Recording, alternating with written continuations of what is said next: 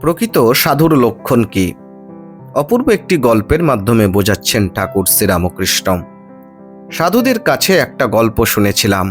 একজন লোক ভালো ত্যাগী সাধু দেখবে বলে সন্ধান করে ফিরছিল। তাকে একজন বলে দিলে যে যে সাধুকে লোকালয় ছাড়িয়ে অনেক দূরে গিয়ে শৌচাদি করতে দেখবে তাকেই জানবে ঠিক ঠিক ত্যাগী।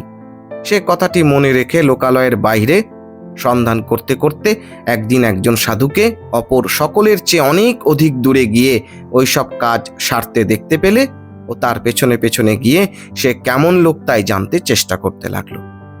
এখন সে দেশের রাজার মেয়ে শুনেছিল যে ঠিক ঠিক যোগী পুরুষকে বিয়ে করতে পারলে সুপুত্র লাভ হয়, কারণ শাস্ত্রে আছে যোগী পুরুষদের ঔরসেই সাধু পুরুষেরা জন্মগ্রহণ করেন।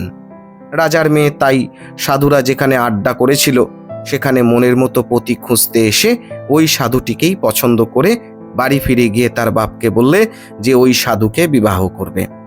রাজা মেয়েটিকে বড় ভালোবাসত। মেয়ে জেদ ধরে রয়েছে, কাজেই রাজা সেই সাধুর কাছে এসে অর্ধেক রাজত্ব দিব ইত্যাদি বলে অনেক করে বোঝালে যাতে সাধু রাজকন্যাকে বিবাহ করে। কিন্তু সাধু রাজার সেসব কথাই কিছুতেই ভুলল না। কাউকে কিছু না বলে রাতারাতি সে স্থান ছেড়ে পালিয়ে গেল।